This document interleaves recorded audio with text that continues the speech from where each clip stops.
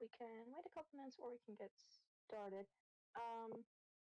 Pull up Discord so I can see things. Doo-doo-doo. Yeah. We'll give it like a couple more minutes. Um, while we're waiting, fill out attendance, please and thank you. So give it like one more minute and we can get started.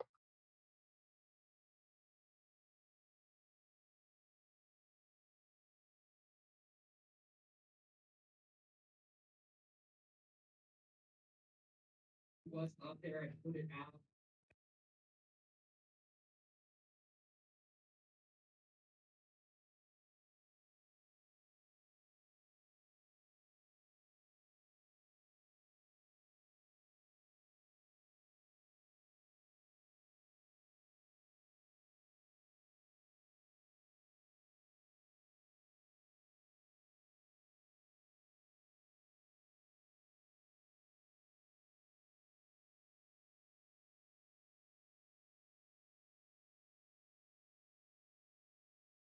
Alrighty, we'll get started here.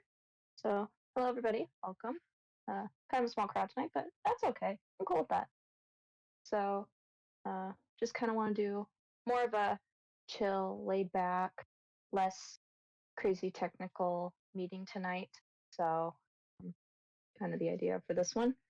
So this is kind of this uh, stream is called the Tales of Physical Pen Testing. So you just get to hear about some fun stories that have uh, physical pen testers have had over the years. So again, fill out attendance if you haven't already, and let's get right into it. So the first thing I want to talk about before we kind of get into these stories is they're fun and all, and they're fun to hear about and maybe even laugh at a little bit. But you want to make sure that you have the permission. You have permission to do a physical pen test. So, say you're on a pen test and you need to be you need to talk to the business, the company, and make sure that everybody's on the same page as for what is allowed and what isn't. So, in the contract, it should literally say word per word, you have permission to access physical things. I mean, it's going to be more um, explicit explicit than that. So the other thing is the contract should specify what techniques you can use. So one of the best examples of this kind of thing going wrong is coal fire. So TLDR is down in Iowa. These two pen testers broke into this building and got arrested. Now, in their contract, it specifically said that they could do tailgating. They could impersonate employees, so they could like dress up as an employee or pretend to be someone they're not. What they could not do, and what the contract said they could not do, or rather, I guess, intentionally left off, they said you could not lockpick, and they said they could not um, go into the building and trip a silent alarm. Well, what happened was in that particular situation is they lockpicked in and tripped a silent alarm. So I think the big takeaway from all that is make sure you are very specific. And if you're not 100% sure on what technique is allowed and isn't, contact your point of contact within the company, within the business, so you know what you can and can't do. So it's better to ask than to sit in jail overnight because you did something you weren't supposed to. So the first pen tester I want to talk about, um, if you Google physical pen tester, this guy Deviant Ollam, he's going to show up. His talks, he's done a couple talks at like DEF CON, Wild West Hacking Fest, and his stuff is awesome. I highly recommend you look at his presentations on YouTube. So Um, Deviant here, he likes to mess with doors. So some of the things that he has done outside of lockpicking, so we've all seen lockpicking, right? He's literally just taken the hinges off of doors. He just takes the hinge and just bang bang, it just pops off. And another thing he's done is he took a can of compressed gas, so like those little cans that you like would use to dust out your keyboard. Yeah, he just took that and stuck it between a door and sprayed it, and the gas actually tripped this request to exit center, which was on the other side of the door. So it detected the gas, thought it was a person, and the door's opened. And he got in. And he's also done it with a mouth of alcohol. So he just took a sip of his drink, spit it through the door crack, and it worked. So he likes to get through doors. And he's also used all sorts of tools to get through blocks. Um, he's found a way to get through crash bars, um, the hotel locks or doorknobs that instead of the circular ones, they're the your standard one where it's that long like bar. You can get around basically the little videos that he's made of him using different tools to open doors. So highly recommend. He also really, really likes keys. So one story he talked about is he found this huge ring of keys hanging up, and they were the keys to like basically every single door on the site that they were testing. So that was fun. So if he finds your keys, he's going to take them and use them. And he will also take your golf cart, do laps in your parking lot, and then return it with an empty tank. So that was funny. He legitimately did that on one particular test.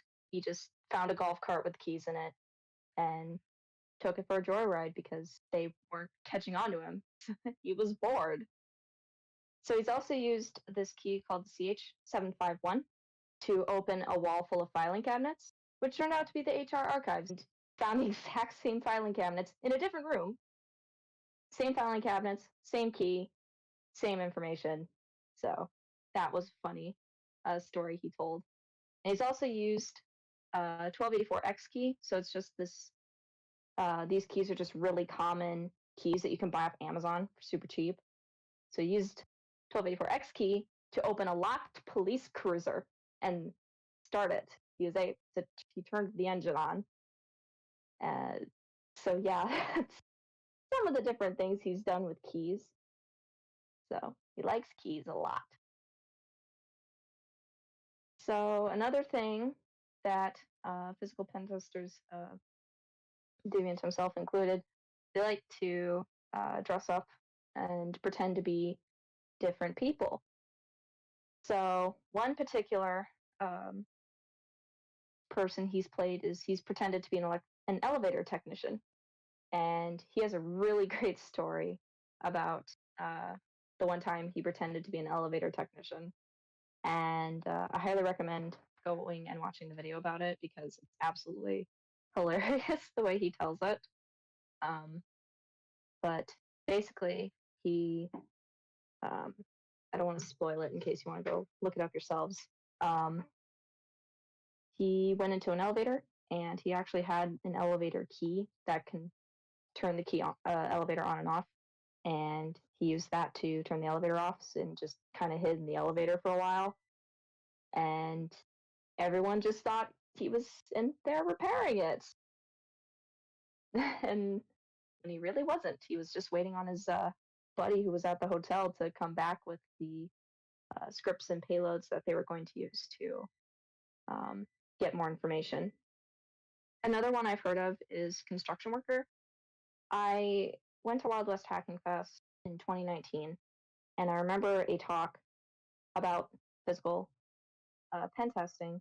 I couldn't find it online, otherwise I would totally credit the person who gave it.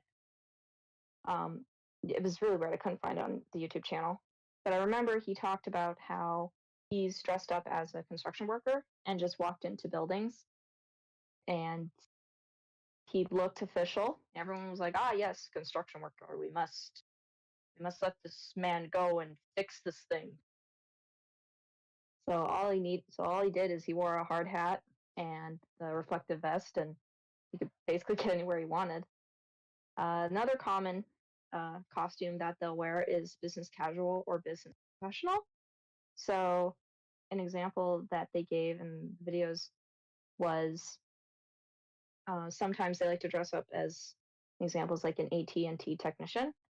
So they'll wear like khakis and a button up and just put some pens in their pocket and say, "Hello, I'm from AT&T. I'm here to fix this thing." And they're like, "Ah, yes, please come on in. We need this thing fixed." So costume changes, pretending, playing dress up, highly recommended in this field and quite fun. Another thing that uh, Deviant talked about was a metal clipboard. He said you should totally invest in a metal clipboard. It'll pay for itself in no time. Metal clipboards make you look official. Uh, you walk around with a clipboard and just writing on it, scribbling on it. People will be intimidated by you because they're like, "Oh, what are they doing? They must be very official and judging me." Um, so, yeah, he likes to walk around with a metal clipboard if he is infiltrating a building. The other benefit of a metal clipboard is the ones you can open them up. There's some that you can open up and they have a little compartment inside. So you can put things inside this little compartment. So you could put a card reader in there for credential grabbing. One story, the story from Wild West Hackfest 2019, they wrote how they had I think they had a plastic um, clipboard that had a compartment. So they'd hid a card reader inside of it. And they walked up to the front desk and said, "Hey, we need to check all of these cards, like ID cards for the employees." And the front desk person said, "Oh, yeah, sure, no problem." They gave them a bunch of legitimate employee cards, ID cards that you would use to like get into the building or get into controlled access areas. And they they put the clipboard down, put the card on the clipboard, and they would just kind of hold it there for multiple seconds to make sure that the card reader inside of the clipboard was getting a read. So they were just sitting there. "Ah, yes, this ID card looks very official. Yes, looks up to our standards here. Uh huh." And they just went through the whole stack of cards in front of the front desk person who's just sitting there, kind of just waiting for him to be done. So that's definitely something you can do with a clipboard.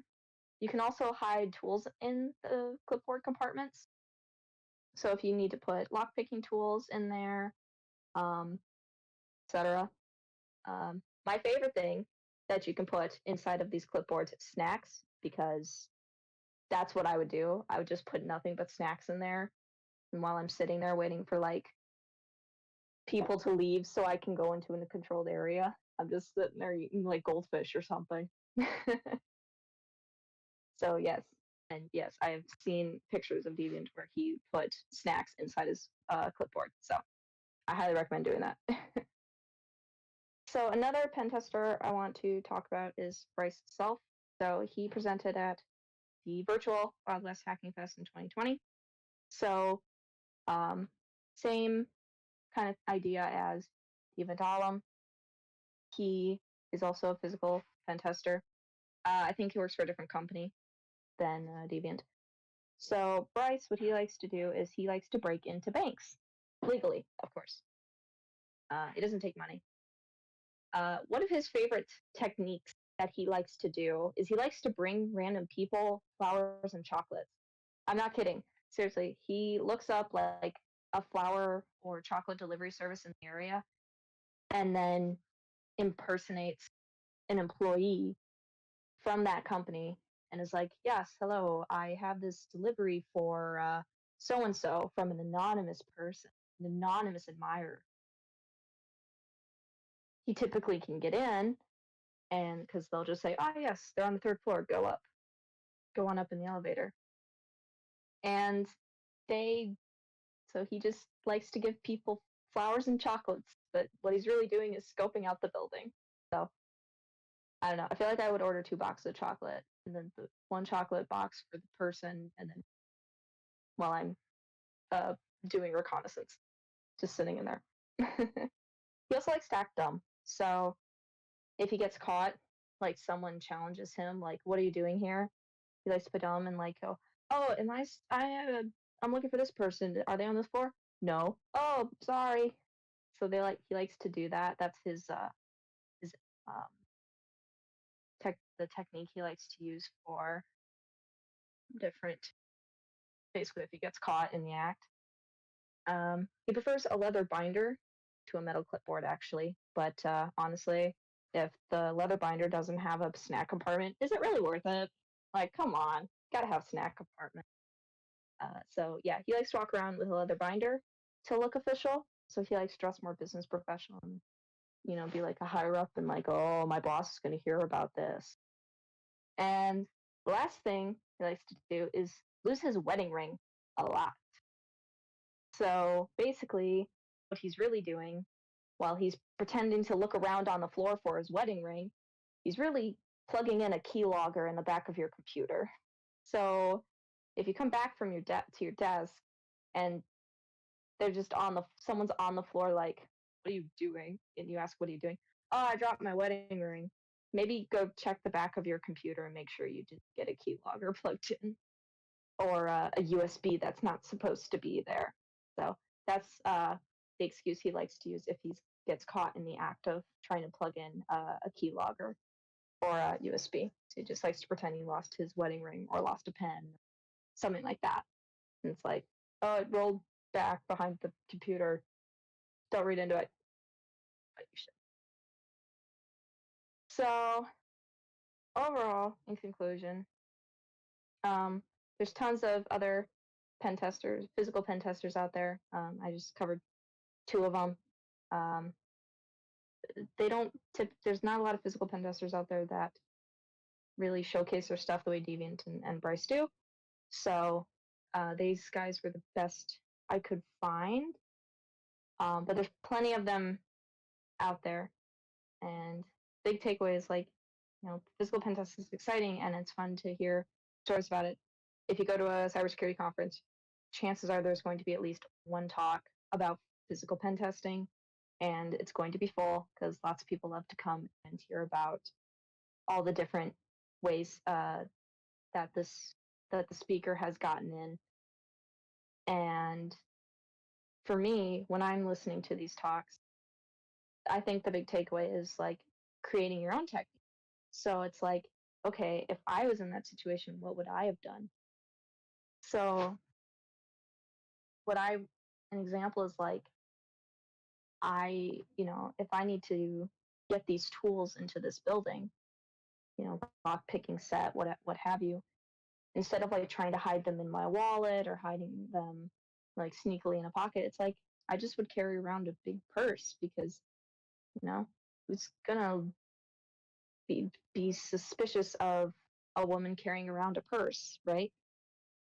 Nowadays, if you're carrying, like, if you're kind of a strange looking person carrying around a backpack, backpacks kind of look suspicious if you're not a college student because kind of like what's in there kind of thing because you can just hide a bunch of stuff. Whereas if you're carrying a purse around, people kind of go, "Oh yeah, per- purses. There's nothing weird about that."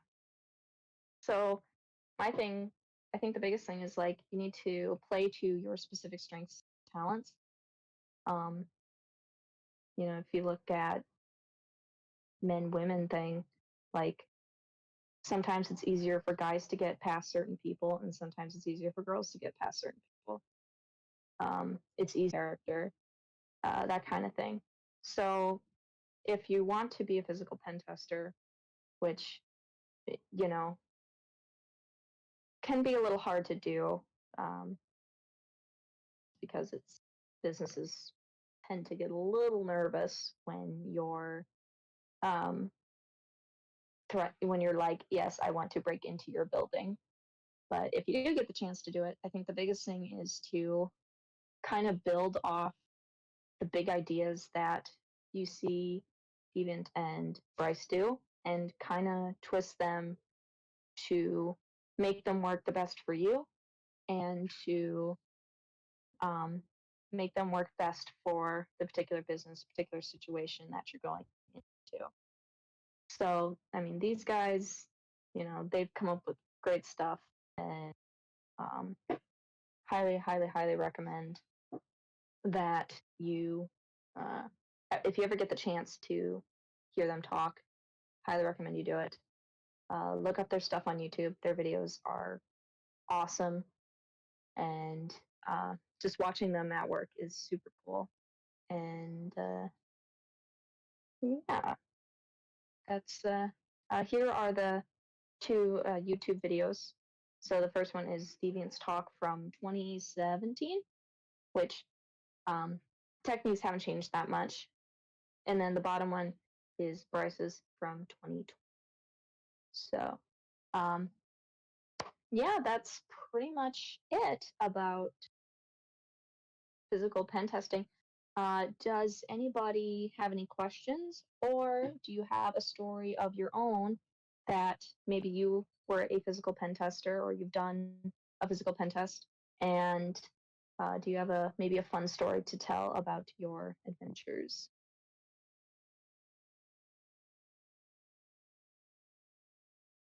I almost got to do a physical pen test once, but then COVID hit, and then I wasn't able to do it because everything shut down and the business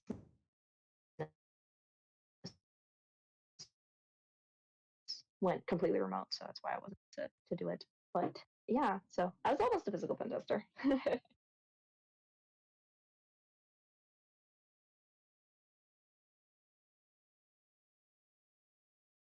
No. Well, anyway, again, highly recommend these videos. Awesome people, awesome talks, and it's pretty much all I had for tonight. I hope you guys enjoyed this chill, kind of laid back uh, meeting. It's a little short, um, but yeah. So I think we'll call it for tonight. Hope you guys all have a good one.